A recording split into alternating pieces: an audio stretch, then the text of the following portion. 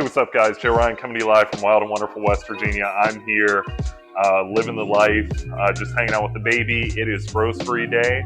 Currently getting my AI agent developer specialization online. So some of my questions like I've been getting are, how do you get your grocery bill so low? So we deployed an AI agent. Let's go. All right, guys, let's go grab our shopping list and we're going to head to Walmart.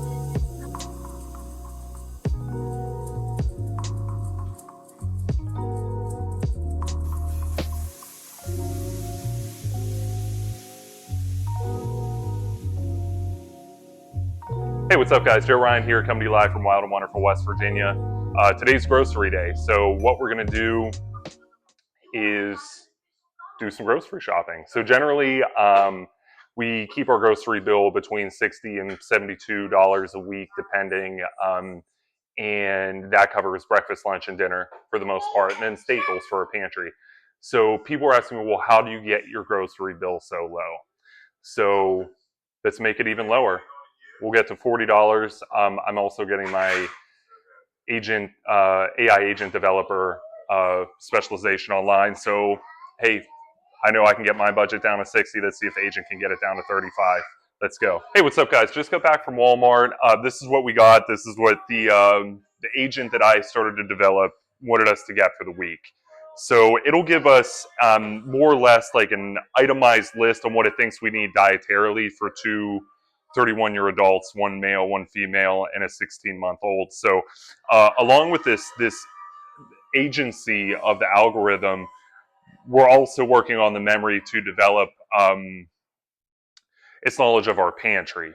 So we're going to be able to put in individual spices, staple goods like oats, pasta, frozen meat, which I already did a little bit. So that week, this week, it knew that I didn't need to go buy meat. So I told it I have 12 pounds of chicken quarters. However, today I'm going to use a substitute. We have pasta. I told her we have 5 pounds of pasta, 4 pounds of jasmine rice. So these are the staples that it wanted me to get.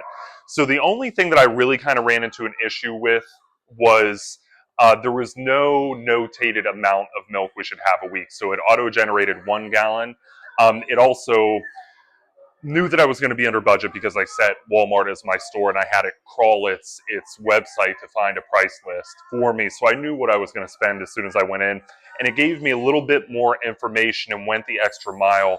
And I went ahead and substituted our additional budget that we didn't use for an additional gallon of milk and the cottage cheese here, whole milk cottage cheese. So the dietary requirements that I gave it was lean protein, whole dairy protein. So then it kind of filled in the carbs. Fruits are a little bit low because I think it knows that we have enough carbs and starches from the pasta and the rice that we have in the fridge. But we'll go ahead and as we're working with this agency of our algorithm, it'll learn from our model. So what I'm going to do next is, well, number one, I want to show you guys because this is absolutely insane, is that we got 12 items for $35. 12 items for 35, 12, something like that. So what we're going to do is I'm going to scan a PDF of this into our algorithm, into our AI agent, which will, I would say that it's almost like a language model that we're developing. So yeah, we're going to go ahead and we are going to put this in, generate it. It's going to keep memory of all our receipts. I'm going to enable that when I go back upstairs. And then we're hopefully going to try to generate some recipes. We're going to update our pantry a little bit. And then I think what we're going to ask it for dinner tonight is an intermediate, what do you want, Krishma, Italian or Indian? We're going to do an intermediate Italian, or an intermediate recipe for an aspiring home chef. So that's what we're going to put in there. We're going to see what kind of output it gives us and what kind of recipe we're going to have tonight. So stay tuned. We'll come right back at you live. But this concludes our overview of agenticizing your grocery list. Smash that bell. Shooting on an iPhone 15 Pro Max Titanium cinematic mode. Joe Ryan, Joe Richmond Adventures. Stay tuned. What I'm going to do now is I'm going to run up to my computer, go ahead and throw that receipt in. We're going to mess with it a little bit and try to update our pantry. So let's see what kind of recipes it can throw us out. All right, stay tuned for dinner. Hey, what's up, guys? We're back here in the kitchen. We're about to put together a recipe that our pantry grocery shopping agent told us to do. So we set it as an intermediate kind of traditional Italian recipe. There were parameters. We set parameters of no red sauce, no chicken. I made a mistake. The chicken was still frozen, so we had some Italian sausage that was thought out. So we're going to use that instead. We updated our pantry. We told it it had green and black cardamom, cloves, fennel, um, red chilies, all kinds of stuff, peanut butter. So that's going to update in our pantry and help us develop our meal plan for the week. So this specific one, I threw it a little bit of a curveball into the mix with us changing our mind on the chicken. So that was the only information I gave before. So now hopefully it can regenerate its idea of how our menu should look for the week, if that makes sense. So let's go ahead and cut the lights on. Hey Google, turn kitchen lights on. Hey Google, turn kitchen lights on, please. There we go. Okay. Hey guys, we're back here in the kitchen. We generated a menu for this evening. This evening specifically. So I did give it specific parameters because we didn't want red sauce, we didn't want chicken, we wanted Italian. So it generated a Italian recipe for us, and then I changed the formatting a little bit to where it would read as a chef would read it, or with a description. It also has side pairings, plating, how to feed our 16-month-old. So it's a pretty comprehensive report. The way that I layered the agency of the model was that it has a little bit of executive summary in there, like an executive persona almost, as well as a cognitive verifying kind of protocol that will ask me questions and generate questions so it can get the best information possible. So yeah, everything's presented here. We're going to go ahead and we're going to get started. So let's see what this dish is called.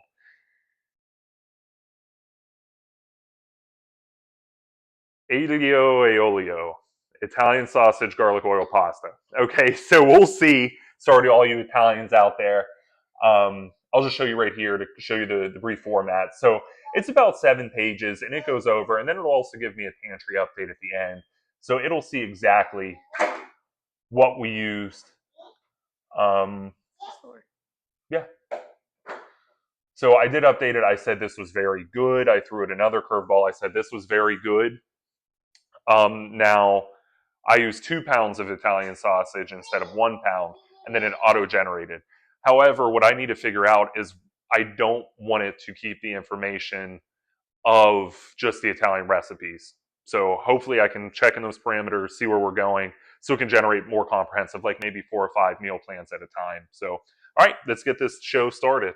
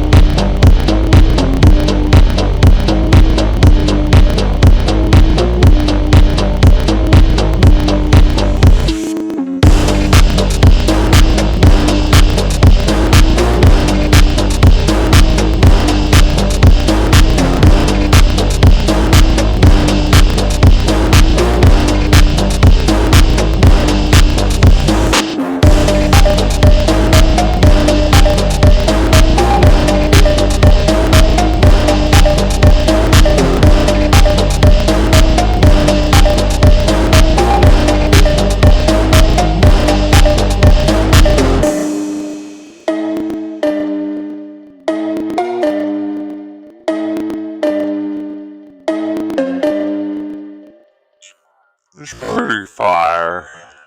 Not gonna lie.